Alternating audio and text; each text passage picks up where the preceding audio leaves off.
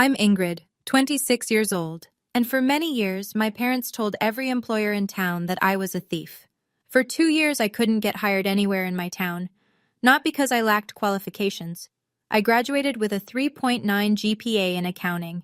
I had glowing recommendations from professors, but none of that mattered, because my parents told every employer in town that I was a thief. My father said, "Maybe now you'll learn to respect us." He thought he'd broken me. He thought 2 years of rejection, 2 years of watching me scrub hotel toilets while he laughed, would bring me crawling back. He didn't know about the envelope. He didn't know what my grandmother had done 15 years ago, or why the CEO of Mercer Holdings was waiting for me. Before I continue, if you find this story worth hearing, please take a moment to like and subscribe, but only if you genuinely connect with what I'm sharing. And drop a comment telling me where you're watching from and what time it is there. I'd love to know. Now, let me take you back 2 years, to the day I discovered what my own parents had done to me. The Thornton family looked perfect from the outside. My father, Gerald Thornton, owned the largest construction company in our county. Our 2-story colonial sat on 3 acres, with a garage that held his Mercedes, my mother's Lexus, and my brother Marcus's BMW, a graduation gift for finishing business school. My mother, Diane, played the role of the devoted wife. Wedgwood china for Sunday dinners, fresh flowers from the farmer's market every week, a smile that never cracked in public, and Marcus, 4 years older, the golden child, the heir apparent. He'd been groomed to take over Dad's company since he could hold a hammer. Everything he touched turned to opportunity. Everything I touched was questioned. Growing up, I learned early that daughters had a different place in the Thornton household. When Marcus wanted to study abroad in London, Dad wrote the check without blinking. When I asked about the same program 2 years later, he laughed. "What for? You'll get married eventually. Save me the money." I went to the state university 40 minutes away, lived at home, commuted. At family dinners, the conversation always orbited around Marcus, his projects, his promotions, his future.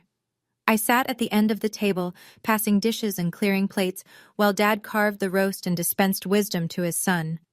"A man builds his legacy through his work," Dad would say, pointing his fork at Marcus. "Remember that." He never pointed that fork at me. When I was 16, I overheard him telling my mother something I've never forgotten. They were in the kitchen, voices low, and I'd paused outside the door. "Daughters don't need to achieve," he said. "They need to learn how to keep a home. Ingrid will marry well. That's her job." I stood there in the hallway, frozen. That was the first time I understood. In my father's eyes, I wasn't a person with dreams. I was an asset to be managed. The summer before college, my parents gave me a credit card. "For necessities," Mom said, sliding the slim plastic across the kitchen table.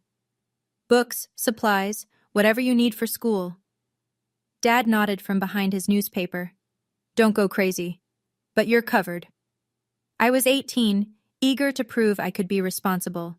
I used the card exactly as intended: textbooks for my accounting courses, a second-hand laptop from the campus tech sale, notebooks, calculators. Nothing frivolous. The total over 3 months came to $1,200. When the statement arrived, Dad exploded.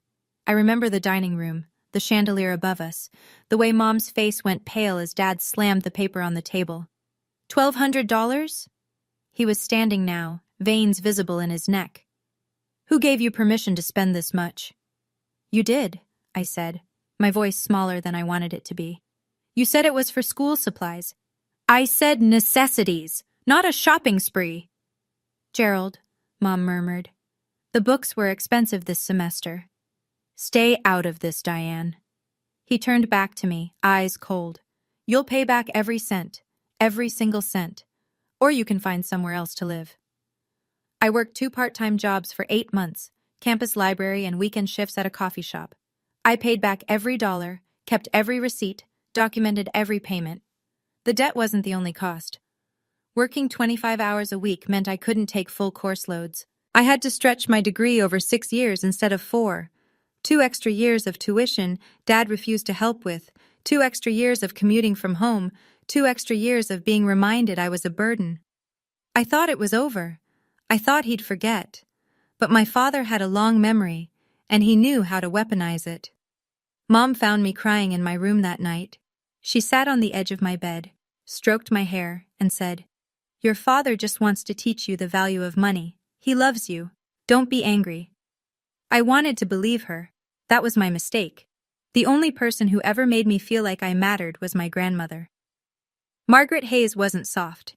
She'd built a chain of furniture stores from nothing, started with a single showroom in 1972, expanded to 11 locations across the state, then sold the whole operation when she turned 65 and retired with enough money to never worry again. She was sharp, practical, and she saw things other people missed, including what was happening in her daughter's marriage. I spent summers with Grandma Margaret when I was young. Her house smelled like lavender and old books. She taught me to read financial statements before I was 12, showed me how compound interest worked using her own investment portfolios. "Knowledge is freedom, Ingrid," she'd say, tapping her temple. "No one can take what's in here." She watched my father carefully during family gatherings. I noticed the way her eyes narrowed when he dismissed my opinions, the way her jaw tightened when Marcus got praised and I got ignored. One afternoon, I was 15, we were sitting on her porch watching the sunset over her garden. Out of nowhere, she took my hand. "Ingrid," she said quietly, "I want you to remember something." I looked at her. Her eyes were serious in a way I hadn't seen before. "I've already prepared for your future. When the time comes, you'll know." "Prepared what, Grandma?" She smiled, but it didn't quite reach her eyes. "Your father can't control everything. Neither can your mother. Someday you'll need help they won't give you. When that day comes, you'll be ready." I didn't understand what she meant. I was 15. I thought she was being dramatic. 3 years ago, Grandma Margaret passed away. She was 78. I didn't know then that she'd left me something far more valuable than money. She'd left me a way out. I graduated summa cum laude with a degree in accounting, 3.9 GPA, Dean's List every semester. A professor who'd worked at Deloitte wrote me a glowing recommendation letter. For the first time in my life, I had something that belonged to me, credentials no one could dismiss. The graduation ceremony was on a Saturday in May. I walked across the stage in my cap and gown, diploma in hand, and scanned the crowd for my family. They were there. But they weren't watching me. Dad and Mom flanked Marcus in the third row. He'd driven down to support me, but the three of them were deep in conversation, heads together, laughing about something. When my name was called, only Grandma's empty seat in my heart acknowledged the moment. Afterward, Dad found me outside the auditorium. "Nice job," he said, in the tone he used for the mailman. "Listen, I've got a proposition. Come work at the company. We need someone to handle the books." My heart lifted for a second. Maybe he finally saw my value. "The position is unpaid for the first year," he continued. "Consider it an apprenticeship. You'll live at home, help your mother, learn the business. In a few years, when Marcus takes over, you'll be useful." Unpaid, living at home. Useful to my brother. I took a breath. "I appreciate the offer, Dad, but I'd like to try finding work on my own first. Get some outside experience." His face didn't change, but something behind his eyes went cold. "Fine," he said softly. "Try it your way." He turned and walked back to the car, where Mom and Marcus were waiting. None of them looked back. I stood alone in the parking lot, still holding my diploma, and told myself I'd made the right choice. I had no idea that his silence was a declaration of war. The rejection letters started coming within weeks. First, the accounting firm downtown, Miller and Associates. I'd interviewed beautifully. The hiring manager had smiled, shaken my hand, said they'd be in touch soon. 2 days later, "We've decided to go with another candidate." I applied to the regional bank next. Same thing. Great interview, warm reception, then silence followed by a form email, then the insurance company, the property management firm, the medical billing office, the credit union, 15 applications, 15 interviews, 15 rejections. I started doubting myself. Maybe my resume wasn't strong enough. Maybe I'd said something wrong. Maybe I was overestimating my abilities.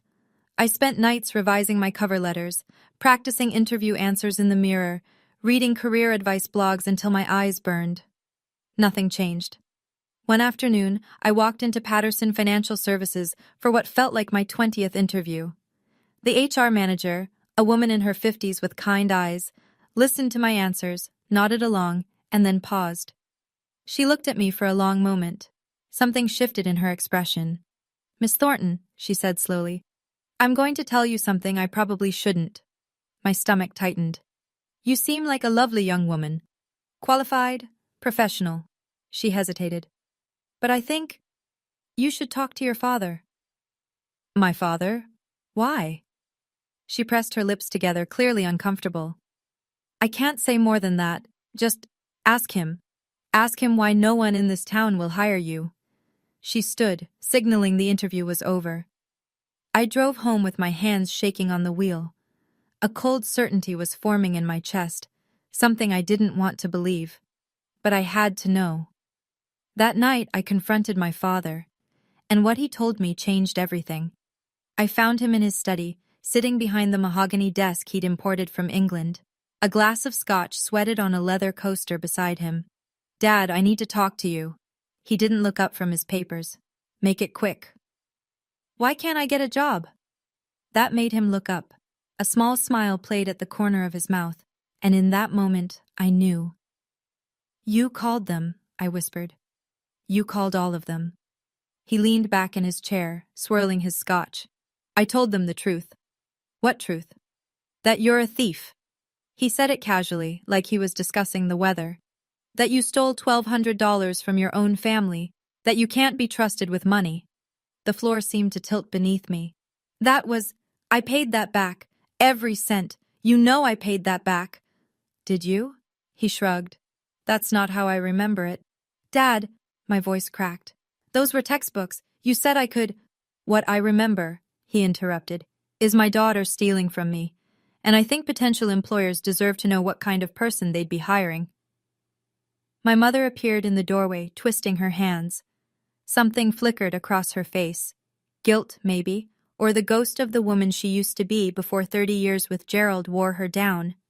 "Gerald, maybe we should—" "Diane, this is between me and Ingrid." She flinched.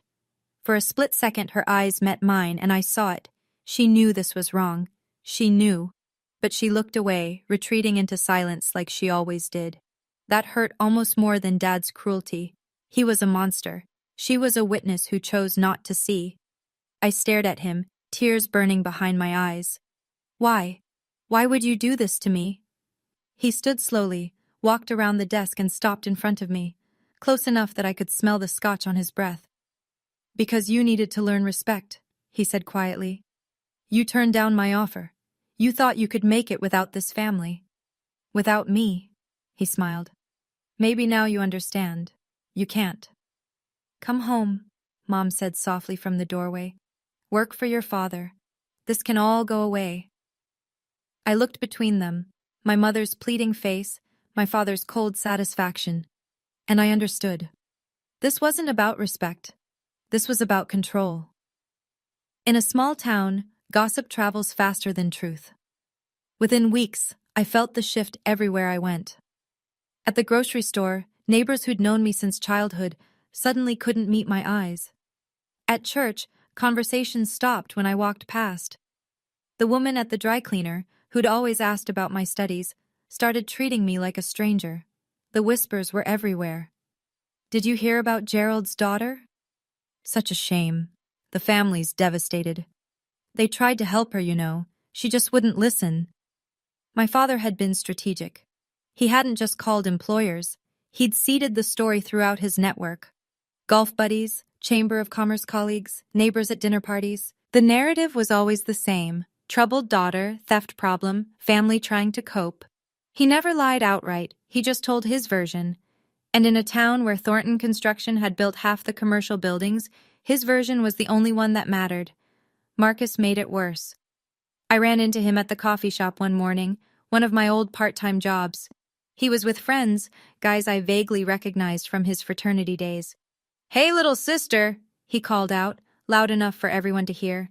"Still looking for work? I heard Dad might have an opening." "Oh, wait," he laughed. "You'd probably steal from the register." His friends snickered.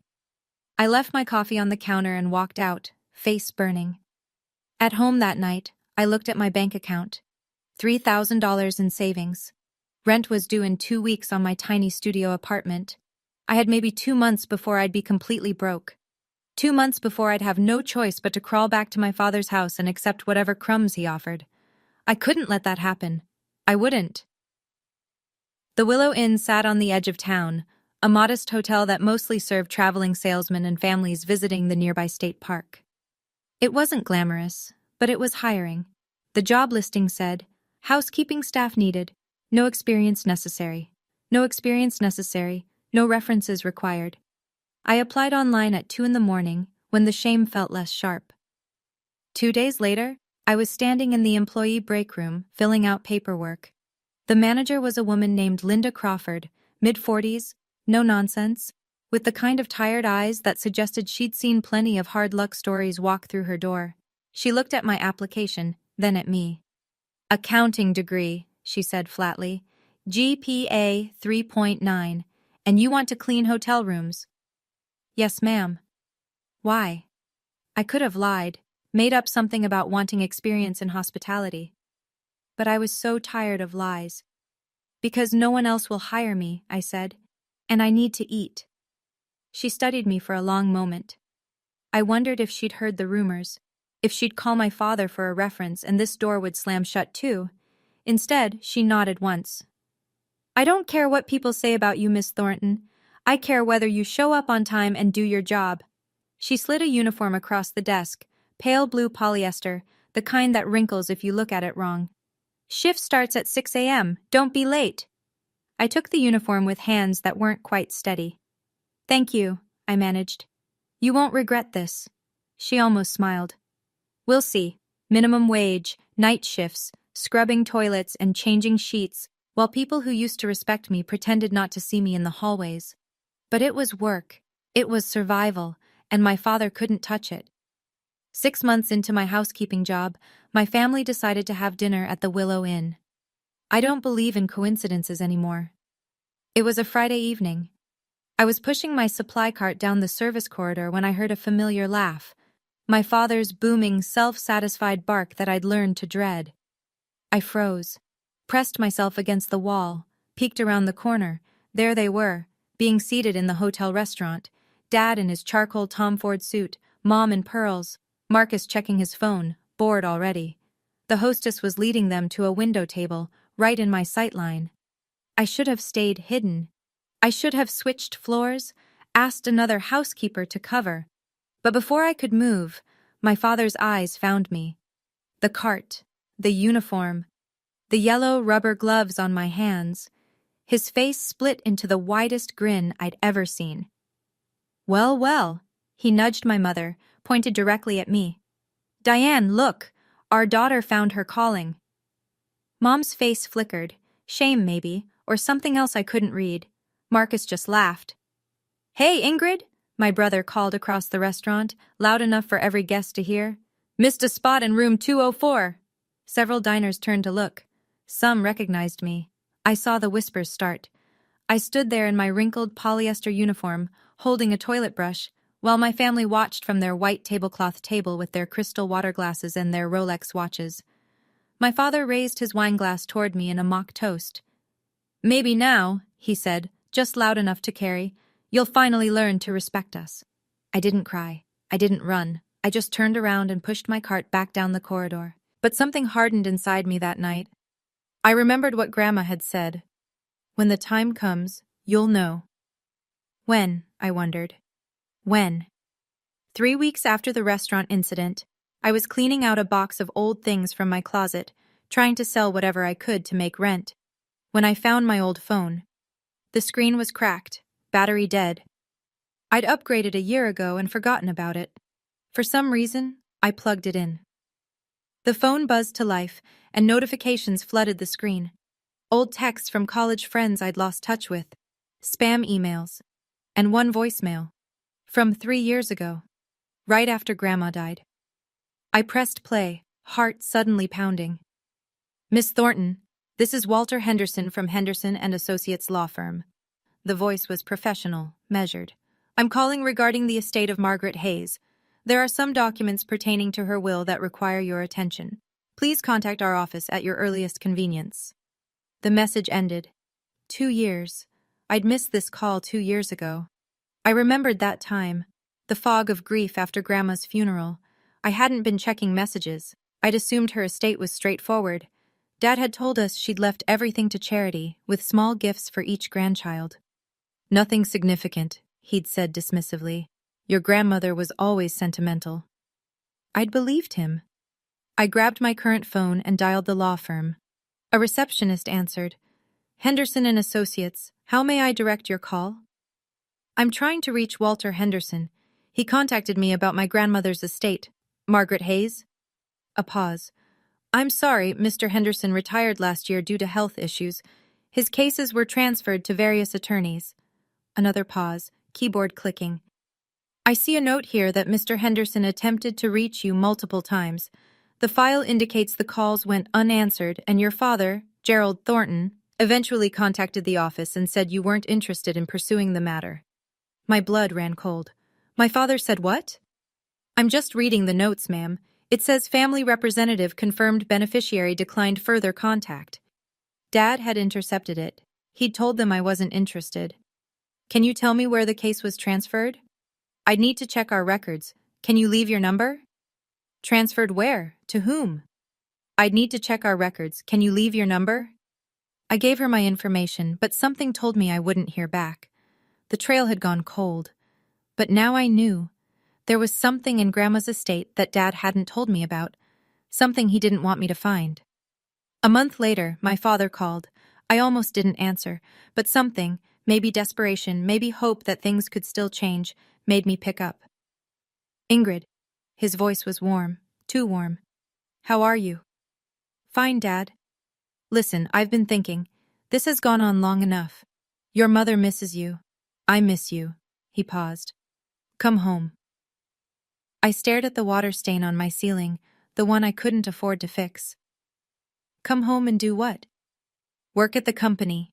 We need help with bookkeeping. I'll pay you. Not much at first, but something. You'll live with us, save money, get back on your feet. It sounded almost reasonable. Almost. And the job hunting? The things you told everyone about me? Water under the bridge. Come home and I'll make some calls, clear things up. And if I don't? His tone shifted. The warmth drained out like someone had pulled a plug. Then you can keep scrubbing toilets until you wise up. Your choice. I closed my eyes. I need to think about it. Don't think too long. This offer won't last forever. He hung up. That night, my mother called separately, her voice soft, pleading. Please, Ingrid, just come home. Stop being stubborn. Your father only wants what's best for you. Does he, Mom? Or does he just want to control me? That's unfair. He's your father. He loves you in his own way. His way is destroying my life. Silence. Then quietly, you're making this harder than it needs to be. I hung up without saying goodbye. Marcus texted an hour later. Just give up already, sis. You're embarrassing yourself and us. I didn't respond. Instead, I opened my laptop and started applying to jobs outside our town, far outside, places where the Thornton name meant nothing. I had to escape. 2 weeks later, I learned exactly what my father had planned for me. I was working the late shift at the Willow Inn, restocking supplies in the second-floor closet, when voices drifted from the restaurant below. The ventilation ducts carried sound in strange ways, a design flaw I'd learned to ignore. But then I heard my father's name, and then I heard mine. I crept closer to the vent, pressing my ear against the metal grate. Tell you, Richard, it's perfect timing. Dad's voice, jovial, confident. Your son's looking to settle down, my daughter needs stability. Merge the families, merge the businesses. Thornton Construction and Palmer Plumbing. We dominate the county. A second voice, older, gruff. She's the one who's been causing trouble? The theft thing? That's handled. She's almost ready to come home. Another few months of this, Dad laughed. And she'll agree to anything, including meeting your boy. My blood turned to ice. So what, an arranged marriage? I prefer strategic alliance. But yes, she'll do what she's told. By the time I'm done, She won't have any other options. The other man chuckled. Gerald, you're a piece of work. All right, let's talk numbers. Their conversation shifted to business details. I didn't hear any of it. I slid down the wall until I was sitting on the floor of the supply closet, surrounded by toilet paper and bleach, my heart hammering against my ribs. He wasn't just trying to control me. He was planning to sell me. A business arrangement. A merger sealed with his daughter's future. I thought about Grandma Margaret. Her warning. Her promise that she'd prepared something. I didn't know what she'd left me or how to find it. But I knew one thing with absolute certainty. I could not stay in this town. No matter what it cost me. I started applying to companies in cities I'd never visited. Places where my father's influence couldn't reach. Chicago, Denver, Atlanta. Anywhere far enough that a small-town construction company owner's gossip wouldn't matter. The rejections piled up. Some companies wanted references I couldn't provide. Others questioned the 2-year gap in my employment history. How do you explain, my father sabotaged my career because I wouldn't be his unpaid servant? I tried honesty a few times. It never went well. That sounds like a complicated family situation, one HR manager said diplomatically, which was corporate speak for we don't want your drama. After weeks of nothing, I'd almost given up hope. Then the email arrived. Subject: Interview. Invitation: Mercer Holdings. I had to read it 3 times before I believed it was real. Dear Ms. Thornton, we have reviewed your application and would like to invite you for an in-person interview at our headquarters. Please note that this interview will be conducted by our CEO, Mr. Daniel Mercer, personally. This is an unusual request, but Mr. Mercer has expressed specific interest in meeting with you. Please confirm your availability. Mercer Holdings. I'd applied on a whim. They were the largest financial firm in 3 states, way above my experience level. I'd never expected a response. And the CEO wanted to meet me personally? That didn't make sense. CEOs didn't interview entry-level accountants. I almost deleted the email, convinced it was spam or some cruel joke. But something made me pause. Grandma's voice in my head. When the time comes, you'll know. I hit reply before I could talk myself out of it. Dear Sir or Madam, I'm available at your earliest convenience.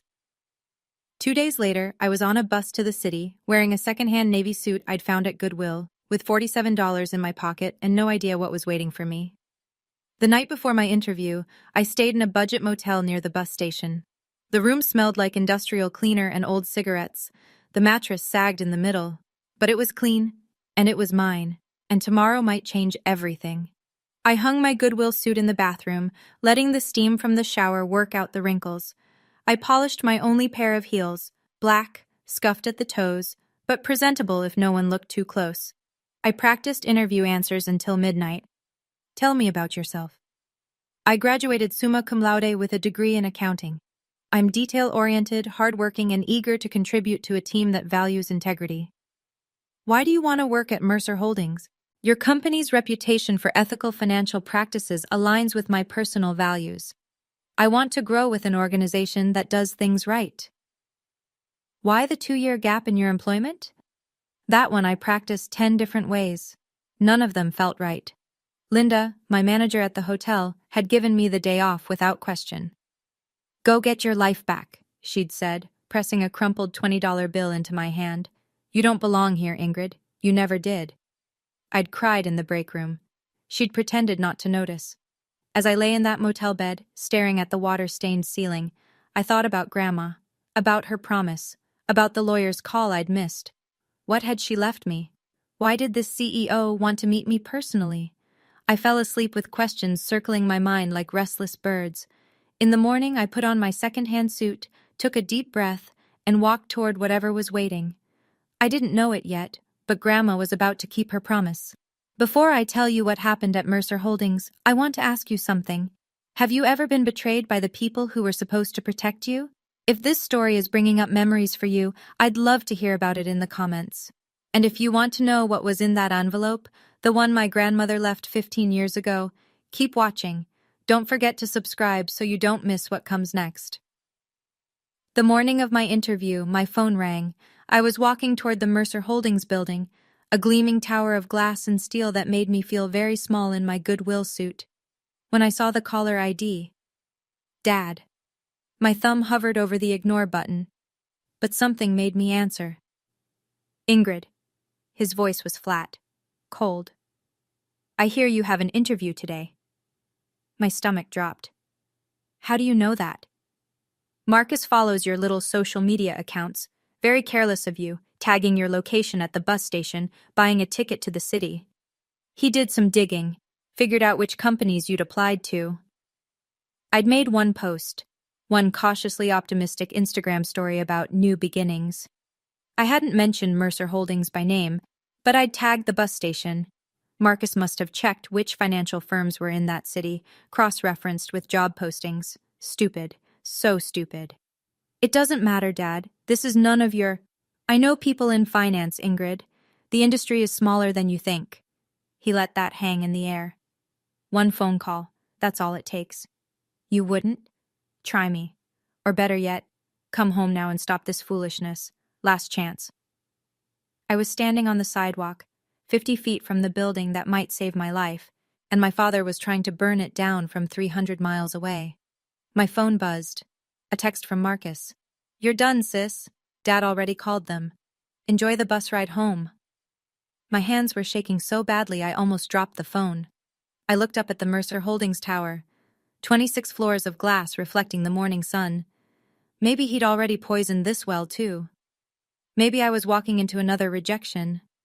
Another door slammed in my face, but I'd come too far to turn back.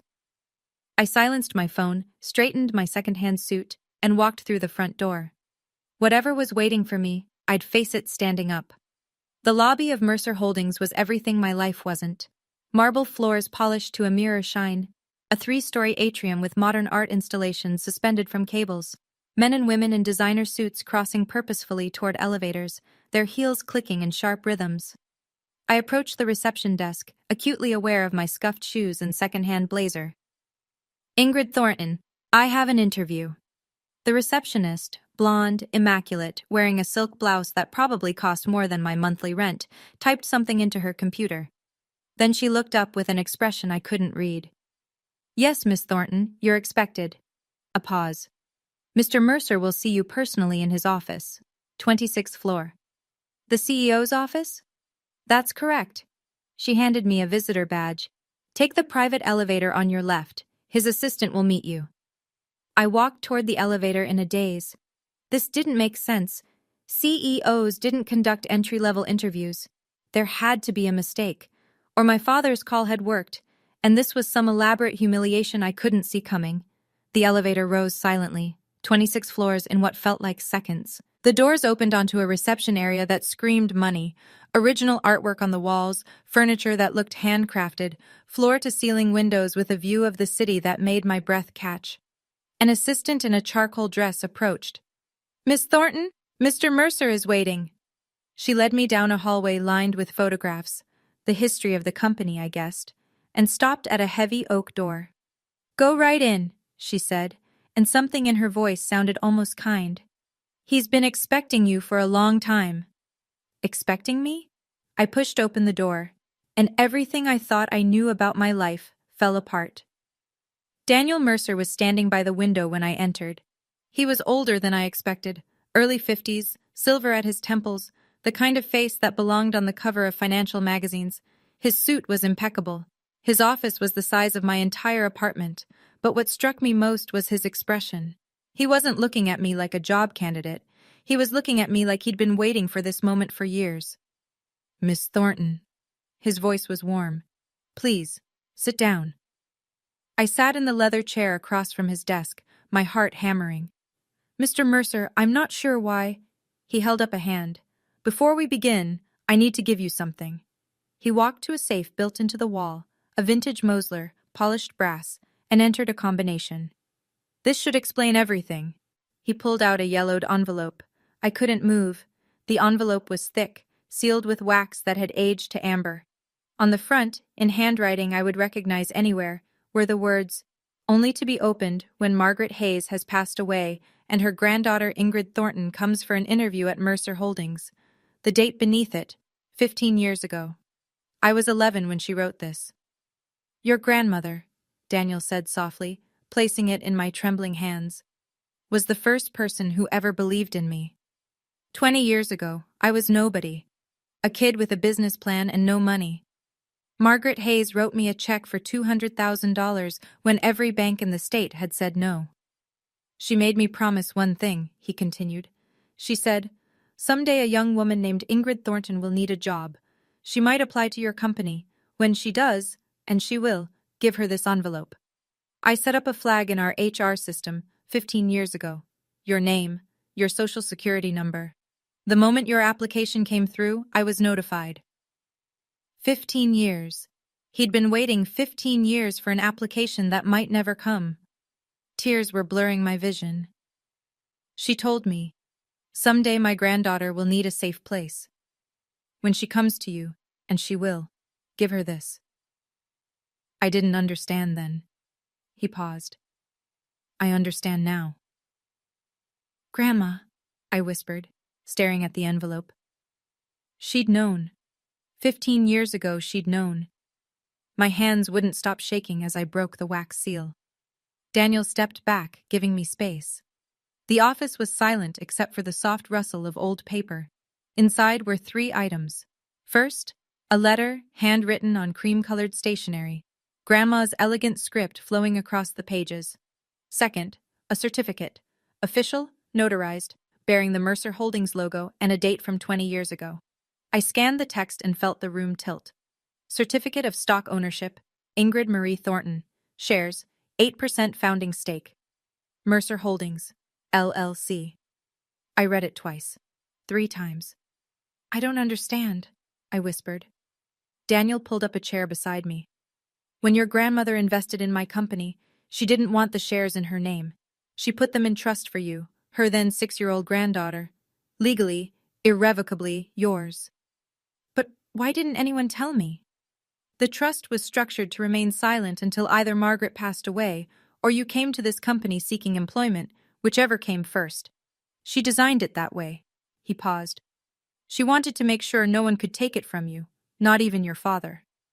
The third item, a small leather journal, its pages yellowed and soft with age. I opened it. Inside were notes, dates and observations spanning decades. October 1998. Gerald screamed at Diane about household spending. Diane cried for 2 hours. March 2002. Gerald refused to pay for Ingrid's piano lessons, called them a waste of money for a girl. June 2008.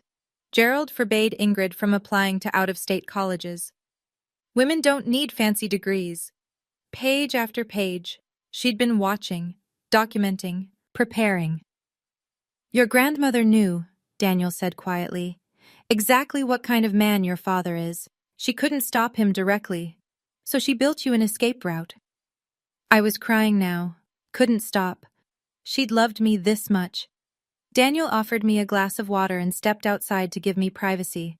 I sat alone in his office, holding my grandmother's letter like it was made of glass. "My dearest Ingrid, if you're reading this, then I've left this world and you found your way here. I'm sorry I couldn't be there to give you this myself. I want you to understand why I did what I did. I watched your mother marry Gerald Thornton. I saw the signs from the beginning, the control, the cruelty disguised as discipline, the way he diminished everyone around him to feel powerful. I begged Diane to leave. She refused. She believed she could fix him. I couldn't save my daughter. But I swore I would save you. From the moment you were born, I saw something in you. A spark Gerald couldn't extinguish. You questioned him. You dreamed beyond his walls. And I knew with absolute certainty that one day he would try to break you for it. So I built you an insurance policy." Daniel Mercer was a young man with a vision when I invested in his company. "I put those shares in your name because I knew that Gerald would one day try to trap you, and I wanted you to have a door he couldn't close. By now, those shares are worth more than enough to build your own life. Use them wisely. Build something that belongs to you. And remember this, sweet girl. You don't owe anyone your obedience, not even family. Especially not family that treats love like a leash. I am so proud of the woman you've become. Even if I can't see it, I know it's true. Live free, Ingrid. That's all I ever wanted for you. All my love, forever, Grandma. I pressed the letter to my chest and wept. When Daniel returned, I had composed myself. Mostly. My eyes were red, my mascara was ruined, but something inside me felt lighter than it had in years. I have to tell you something, he said, settling back into his chair. Your father called me this morning. I went cold. What did he say? The same thing he's apparently told everyone, that you're a thief, that you stole from your family, that I shouldn't trust you.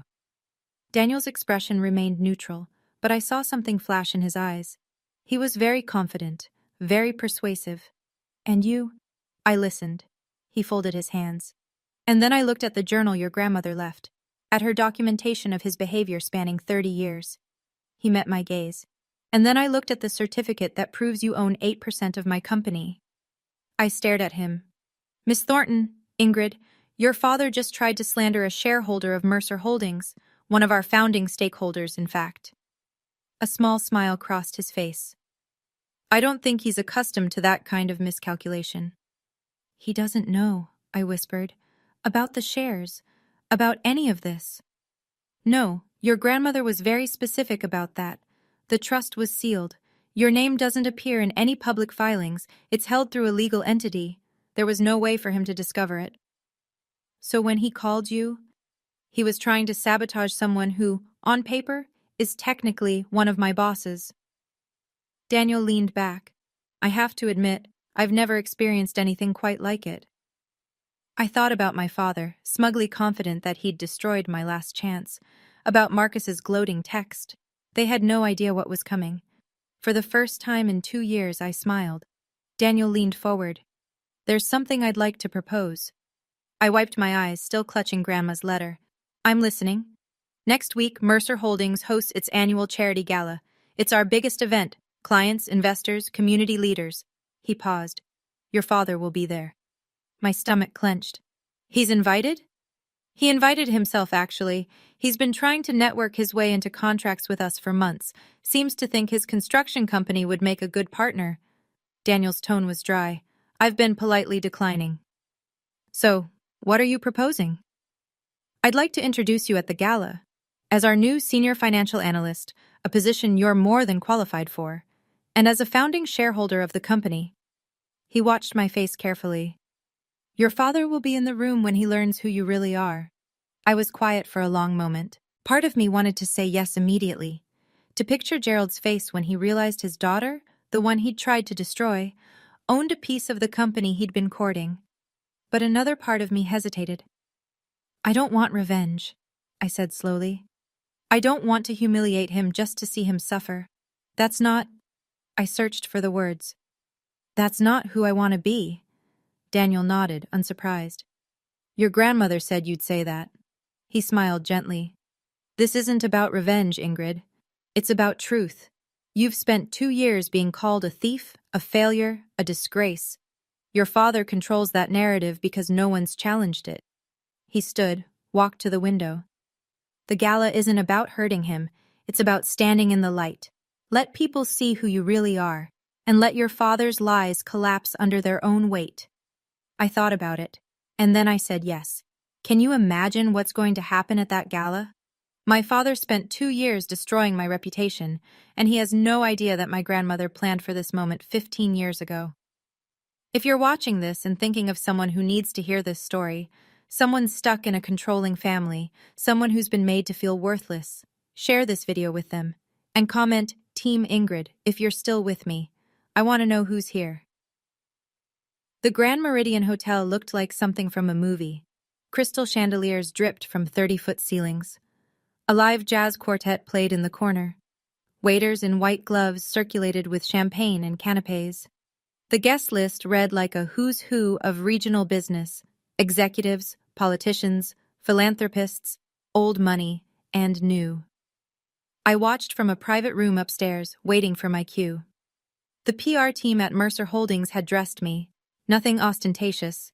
A simple navy sheath dress by Oscar de la Renta, elegant but understated. Pearl earrings. My hair in a sleek chignon. I looked professional, competent. I didn't look like someone who'd been scrubbing hotel toilets 3 days ago. Through the window, I spotted my family. Gerald entered first, chest puffed, surveying the room like he owned it. His charcoal Armani suit probably cost what I used to make in 3 months at the hotel. Mom trailed behind in Chanel, smiling her perfect smile. Marcus was checking his phone, looking bored. They didn't belong here, but they thought they did. I watched my father work the room, shaking hands, laughing too loud. He was trying to catch Daniel's eye, positioning himself strategically, the construction deal he'd been chasing. He had no idea that in 20 minutes, everything would change. Ready? Daniel's assistant appeared beside me. I took a deep breath, touched Grandma's letter in my clutch. Ready. Mr. Mercer will introduce you after his opening remarks. You'll enter through the side door. She paused, studying my face. For what it's worth, everyone in this company knows what your father did, what he tried to do, and we're glad you're here. My throat tightened. Thank you. She nodded and disappeared. I stood alone, watching the crowd below, counting the minutes until I could finally stand in the truth.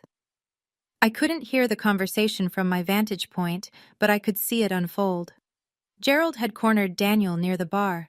My father was leaning in, all practiced charm, gesturing broadly. Daniel stood with his hands clasped, expression neutral, occasionally nodding. Then another executive joined them, a woman I recognized from the company website. Rachel something, Chief Operations Officer. She asked Gerald something. He beamed, puffed up even more, and then, I could read the body language even from upstairs, he started talking about his family, his son, the heir, the perfect Marcus, and then his face shifted, something darker. He was talking about someone else now. Me. I saw Rachel's expression change, polite interest turning to confusion. She glanced at Daniel. Daniel said something back. Gerald laughed, the hollow, confident laugh of a man who thought he was winning. He was telling them about his troubled daughter, the thief, the disappointment. Rachel looked uncomfortable. She excused herself, moving away quickly. But Gerald kept talking to Daniel, kept spinning his story, kept building the narrative he'd crafted so carefully over 2 years. My mother stood nearby, nodding along, the perfect supportive wife. Marcus was at the bar, flirting with someone's daughter, oblivious. This was my family. This was what they did. I felt the old shame rise in my chest, the familiar burn of being reduced, dismissed, defined by someone else's lies. But it was different now. Because now I had something they didn't know about. Now I had the truth. Miss Thornton? The assistant was back. Mr. Mercer is beginning his remarks. You'll be introduced in 5 minutes. I smoothed my dress, touched Grandma's letter one more time. 5 minutes until Gerald Thornton learned who his daughter really was. Daniel took the microphone as the crowd gathered. Good evening, everyone. Thank you for joining Mercer Holdings' annual charity gala. I couldn't hear most of his speech through the door, just fragments about community, philanthropy, gratitude for partnerships built over 20 years. Then his voice shifted. Before we continue, I'd like to introduce someone special. Someone who represents the values this company was built on: integrity, perseverance, and the courage to stand alone when necessary. The assistant touched my arm. That's your cue. I stepped through the side door and into the ballroom. 200 faces turned toward me. I walked steadily, head high, toward the small stage where Daniel waited. My heels clicked against the marble floor. The navy dress caught the light from the chandeliers. I didn't look at my father. Not yet. But I felt the moment he saw me. A sharp intake of breath somewhere to my left.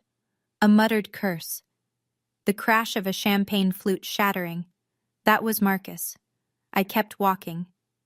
Ladies and gentlemen, Daniel continued, his voice warm and clear, please welcome Mercer Holdings' newest senior financial analyst and someone very dear to this company's history, Miss Ingrid Thornton. Polite applause rippled through the crowd. I reached the stage. Daniel shook my hand, leaning close to murmur, "You're doing great." I turned to face the audience. And finally, I let myself look at my father. Gerald stood frozen near the bar, face white, mouth open. My mother had grabbed his arm, her knuckles bloodless.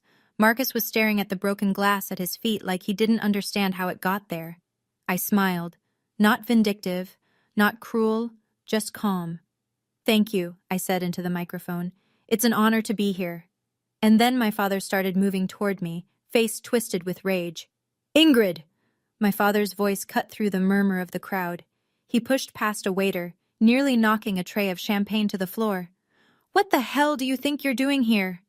The room went quiet. 200 people watched Gerald Thornton storm toward the stage, his face mottled with fury. Security, he barked, looking around wildly. Someone get security. This woman shouldn't be here. Daniel stepped forward, his voice calm but carrying. Mr. Thornton, I'd suggest you lower your voice. You don't understand, Gerald sputtered, pointing at me. She's a thief. I told you this morning. She stole from her own family. She's not qualified to... Not qualified? Daniel's eyebrow rose. Mr. Thornton, I'm well aware of Miss Thornton's qualifications. You can't possibly... I'm also aware that you've spent the past 2 years contacting every employer in your county to destroy your daughter's career. I'm aware that the theft you reference was $1,200 in textbooks that she paid back in full. Daniel's voice hardened slightly. And I'm aware that you've been trying to force your daughter into an arranged marriage to secure a business partnership. Gasps rippled through the crowd. Gerald's face went from red to white. How do you... Your daughter, Daniel continued, is not just an employee of Mercer Holdings. He paused, letting the silence build. Ingrid Thornton owns 8% of this company. She's been a founding shareholder since she was 6 years old. He turned to me. Her grandmother, Margaret Hayes, invested in this company before anyone else believed in it, and she put those shares in Ingrid's name to protect her from people exactly like you. The room erupted in whispers. I looked at my father. His mouth opened, closed, opened again. No sound came out. My father found his voice. This is a scam, he shouted, looking around the room for allies. This is fraud. My mother-in-law was senile. These documents can't be... The documents have been verified by 3 independent attorneys, Daniel said calmly. Notarized, sealed, and filed with the state. There's no ambiguity, Mr. Thornton. I'll sue. Gerald was sweating now, his carefully constructed image crumbling. I'll sue this entire company for... For what? Daniel's voice was soft, but it carried. For honoring a legal investment made 20 years ago? My mother had pushed through the crowd to reach my father. Gerald! She hissed, tugging at his sleeve. Everyone is watching. Please! He shook her off violently. You! He pointed at me, finger trembling. You ungrateful little, after everything I did for you. I raised you. I fed you. And this is how you repay me? I said nothing. I destroyed your career because you needed to learn respect. His voice cracked. You needed to understand that family comes first, that daughters don't defy their fathers. The room was dead silent now, every eye on Gerald Thornton, every ear hearing exactly what kind of man he was. I made you clean toilets, he screamed. I made sure no one would hire you, and you know what? I'd do it again, because that's what happens when you disobey. That's what you deserve. Marcus stepped forward, face pale, trying to salvage what was left of the family's reputation. Dad, stop, we should go. This isn't the place. No! Gerald shoved him back so hard, Marcus stumbled into a waiter. I saw my brother's expression shift, from embarrassment to something darker. He'd spent his whole life being the golden child, the heir, the one who did everything right, and now he was watching his father self-destruct in front of every business contact he'd ever need. For the first time, Marcus looked at Dad the way I'd always seen him. She's nothing. She's always been nothing. Her grandmother was a meddling old fool, and her shares don't change what she is, a thief and a failure and a disgrace to this family. He was panting now, face purple, spittle at the corners of his mouth. No one was looking at me anymore. They were all looking at him. And they finally saw what I'd always known. The ballroom was silent. 200 people, executives, politicians, philanthropists, staring at my father as he stood there, heaving, having just screamed that I deserved to scrub toilets for daring to disobey him. I stepped forward to the microphone. I didn't come here tonight to humiliate anyone. My voice was steady. I didn't come here for revenge. Gerald glared at me, but he'd spent his ammunition. He had nothing left. I came here because I spent 2 years being called a thief, a failure, a disgrace. I was blacklisted from every job in my county. I was mocked for working the only job I could get. I was told that if I wanted to survive, I had to surrender my freedom to a man who saw me as property. I looked at my father, not with anger, not with hatred, just clarity. The $1,200 my father calls theft was money he gave me to buy textbooks. I paid back every cent. I have every receipt. I paused. But even if I hadn't, even if I'd made a mistake, does that justify 2 years of sabotage? Does that justify trying to arrange my marriage to seal a business deal? Murmurs in the crowd. My grandmother saw what I couldn't. She knew what kind of man my father was. She couldn't save my mother, but she found a way to save me. Not with magic, not with luck, with planning, with legal documents, with love that looked ahead. I turned back to Gerald. Dad, I don't hate you, but I'm done. I'm done seeking your approval. I'm done accepting your definition of my worth. My voice didn't waver. This is my boundary. I wish you well, but I will not let you control my life anymore. I stepped back from the microphone. The room erupted in applause. My family left the gala without another word. I watched them go. Dad storming toward the exit, face purple. Mom hurrying after him, head down. Marcus trailing behind, staring at his phone like he could disappear into it. No one stopped them. No one tried to make polite conversation. 200 people watched Gerald Thornton leave in silence. After they were gone, the room seemed to exhale. The jazz quartet started up again. Conversations resumed, quieter than before. Then something unexpected happened. A woman approached me, 50s, elegant, wearing a string of pearls that probably cost more than my old apartment. I recognized her from my job searches. HR director at Patterson Financial. The one who'd told me to talk to my father. Miss Thornton. Her voice was soft with shame. I owe you an apology. A significant one. It's all right. It's not. She pressed a business card into my hand. When you're ready, if you're ever ready, I'd like to discuss opportunities. Real ones, without your father's interference. She moved away before I could respond. Then another person approached. Then another. Business cards, handshakes, quiet apologies. I'm so sorry, I believed. If I'd known the truth, your grandmother would be so proud. Daniel appeared at my side, a glass of sparkling water in his hand. How are you holding up? I don't know, I admitted. I think I'm still processing. He smiled gently. The shares, by the way, at current valuation, they're worth approximately $2.4 million. You'll want to meet with our legal team, but it's yours. Free and clear. 2.4 million. I couldn't even comprehend that number. Also, Daniel added, your new office will be ready Monday, if you're still interested in the analyst position. I laughed, a slightly hysterical sound. Yes, I said, I'm interested. 1 month later, my life looked completely different. I had a corner office on the 14th floor of Mercer Holdings. Not the biggest office, I was still junior in experience, but it had a window with a view of the city skyline, and my nameplate was on the door. I had an apartment, small, but mine. A 1-bedroom in a building with a doorman and a gym I never used. Fresh flowers on the kitchen table because I could afford them now. I had colleagues who respected my work, a boss who valued my contributions, a career that belonged to me.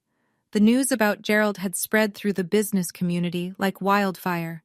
3 major contracts had been canceled within weeks of the gala. Partners who didn't want to associate with a man who'd publicly admitted to sabotaging his own daughter. His company was still standing, but smaller, diminished. Mom called once. Can you forgive us? She asked, voice small. Can we be a family again? I forgive you, Mom. And I meant it. The anger had faded into something quieter. But I'm not coming back. I can't live under those conditions again. She cried. I listened. When she hung up, I felt sad, but not guilty. Marcus texted an apology. Generic, probably drafted by a PR consultant. I responded with, thank you, and nothing else. Maybe someday we'd rebuild something. Maybe not. Gerald never reached out. I didn't expect him to. On a quiet Sunday afternoon, I drove to the cemetery, where Grandma Margaret was buried, brought her favorite flowers, yellow roses, and sat by her headstone. "You saved me," I said softly. "You saw it coming, and you saved me." The wind rustled through the trees. "I'll make you proud, Grandma. I promise." I sat there until the sun went down, feeling for the first time in years completely free. Sometimes I take out Grandma's letter and read it again. "Live free, Ingrid. That's all I ever wanted for you." She couldn't have known exactly how things would unfold. She couldn't have predicted the specific cruelties my father would deploy, or the exact moment I'd reach my breaking point. But she knew the shape of it. She knew the kind of man Gerald was, the kind of trap he'd try to build. And she spent years, quietly, secretly, constructing a door he couldn't lock. That's love. Not words, not promises, action. If I've learned anything from these past 2 years, it's this. The people who truly love you protect you, not by controlling you, but by giving you options, by building foundations you can stand on, by trusting you to find your own way. And second, boundaries aren't betrayal. I spent so long feeling guilty for wanting independence, for not being the obedient daughter my father demanded. I thought something was wrong with me. There wasn't. There never was. Setting boundaries with toxic family isn't cruelty. It's survival. It's self-respect. It's the first step toward a life that belongs to you.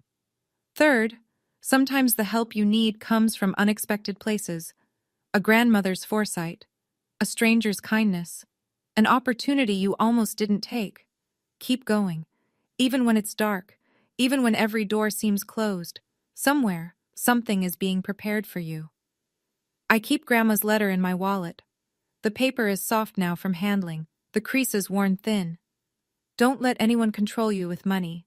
Build something that belongs to you. I'm building it, Grandma. Every day, I'm building it. And I'm finally free. That's my story. No magic. No fairy godmother appearing at the last second. Just a grandmother who loved me enough to plan ahead, and a granddaughter who kept going even when it seemed hopeless. If you're watching this and you're stuck in a controlling family, or you've been made to feel worthless by people who should have protected you, I want you to know, it can get better. You can get out, but you might have to build your own door. Thank you for staying until the end. If this story meant something to you, share it with someone who needs to hear it. Subscribe and hit the bell for more stories like this one, and check the